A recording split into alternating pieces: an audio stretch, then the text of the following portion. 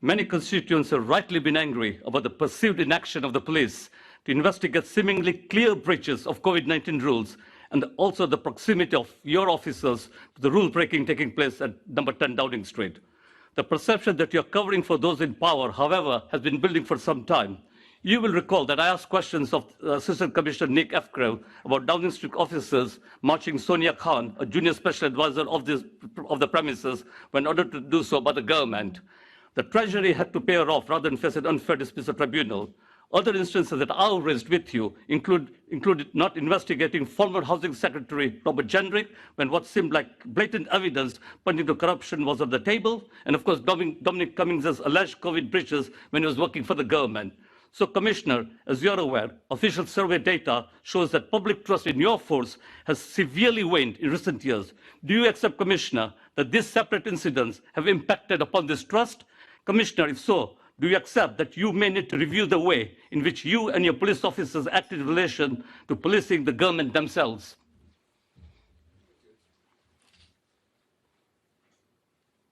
Well, thank you very much indeed for that question. We have known each other for a long time. We police without fear or favour. We police impartially, and we police in an operationally independent manner. I myself have, as you know, investigated more politically charged investigations and investigations involving members of the government, members of the civil service, and other elected officials, many more than any other senior police officer, I would suggest. And I've always done that and will always do that, as I say, impartially. I absolutely understand that there is deep public concern about the allegations that have been in the media over the last several weeks. I completely understand that. The vast majority of people have acted responsibly during the pandemic. Many, many people, including many Londoners and indeed my colleagues, have made huge sacrifices and they've suffered considerable loss during the pandemic. And as you know, also throughout the pandemic, my officers and my staff have kept going. They've put themselves in harm's way to tackle crime, to tackle violence, and to do their bit to help our city in the health crisis. Chair, if I may, I would like to just quickly explain our general approach before turning very specifically to the matters relating to Downing Street. We have, throughout the pandemic, adopted, as you know, the approach of the 4 E's, invented in London and adopted nationally. We engaged with people at the time, we explained the restrictions, we encouraged people to adhere to them, and as a last resort, but only as a last resort, we moved to enforcement. In general, we have not normally investigated breaches of the regulations when they have been reported long after they have said to have been taken place. And I'll like, if I may here, just quickly to explain why. It was never a blanket rule, but it was our guidelines that in general we wouldn't. And we've said that publicly on many occasions. Throughout the pandemic, our focus has been on what we could do to benefit public health. We police by consent, and people need to see that what we're doing has a purpose. Hence the 4 E's approach. And of course, we did issue tickets, and we did enforce with some really flagrant breaches, but most people, as you all well know, responded very well to our engagement and changed their behaviour. We do have finite resources, and even more so during the worst periods of the pandemic, when our officers fell ill, as well as other people. And our view was and is that it would not normally be a proportionate use of officers' time to spend their time, bearing in mind the nature of the offences, after the fact, investigating what could have been thousands of complaints. These are summary-only offences. The people who commit them get a fixed penalty notice. I think in general, the public would understand that we need to focus on violent crime and terrorism and other priorities, as well, of course, as doing our bit during the pandemic. But recognising that there might be some occasions where we would investigate retrospectively, we generated some guidelines, only guidelines, but guidelines that we have stuck to. And you will be aware that we have, on occasion, investigated retrospectively. Some of my own officers, a few, have received penalty notices when we heard after the fact that they had breached the guidelines.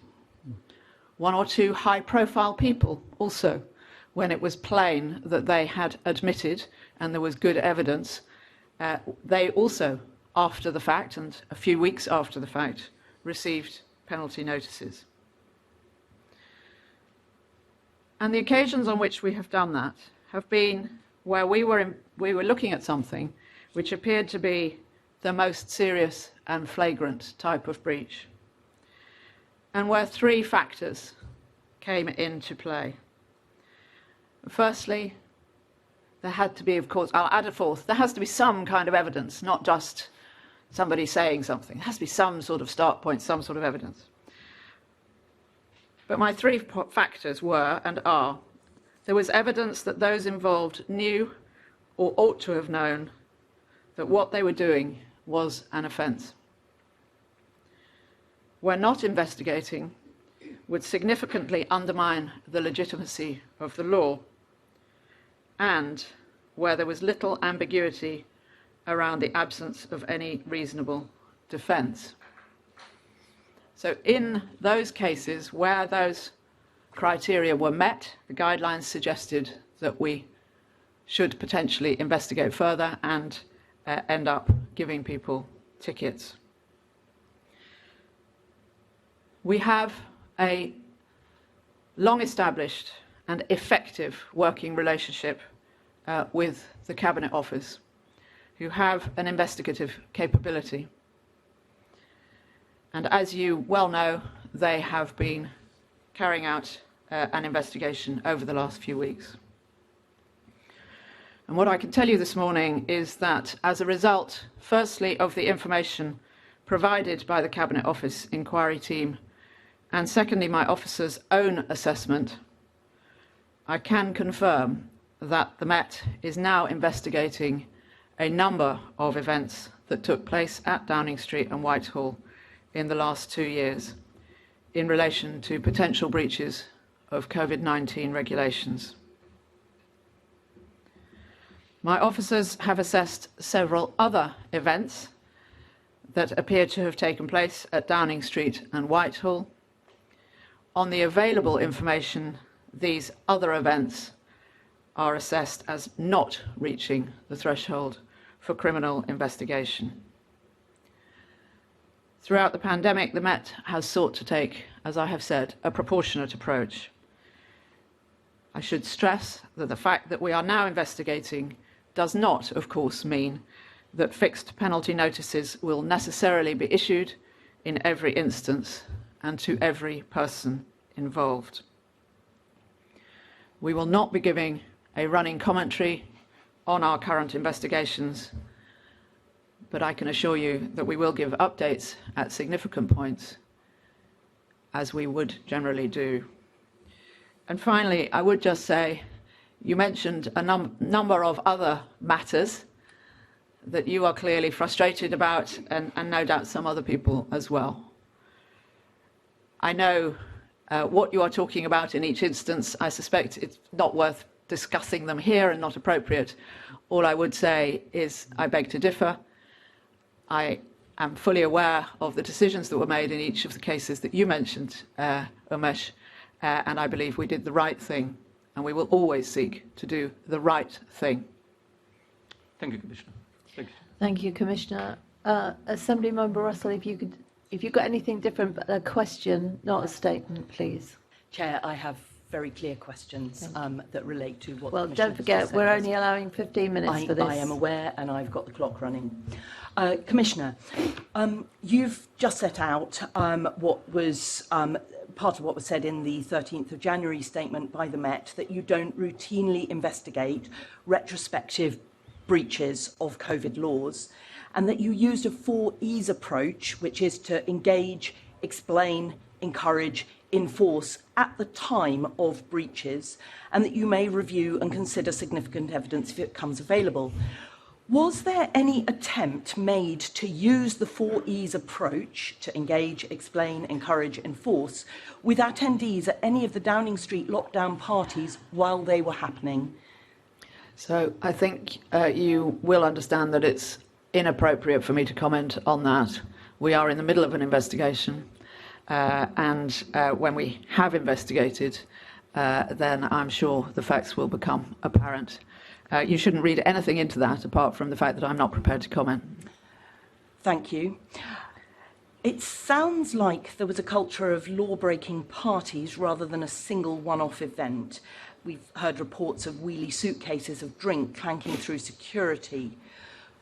Surely some officers were concerned about what they were seeing at the time. Was any concern raised with you or any member of your team about what was going on in Downing Street while the coronavirus lockdown laws were in place?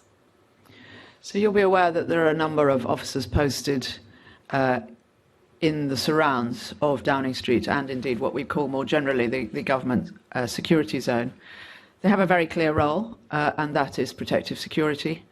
You'll be aware that the ones you see are all armed, and they have a job to do.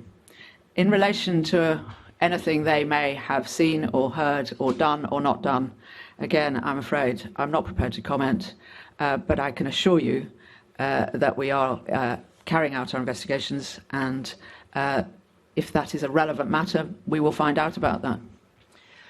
Thank you. The problem is that if people begin to think that the laws apply to everyone except the people who set those laws, then the police may struggle to retain that public consent that enables them to do their jobs. Are you worried that the apparent lack of investigation of the mess in Downing Street might be further damaging trust and confidence in the police? So I fully recognise people have been very concerned about this. I think you will recognise also that in the explanation, I hope, in the explanation I've given, you can see that we have acted carefully, thoughtfully, and in concert with the Cabinet Office inquiry. I do need to say we work very regularly with the Cabinet Office team. Even sometimes in the most serious cases, they will carry out an initial investigation and then hand us material. And they have access to all sorts of things because they know the systems, they know the way things work.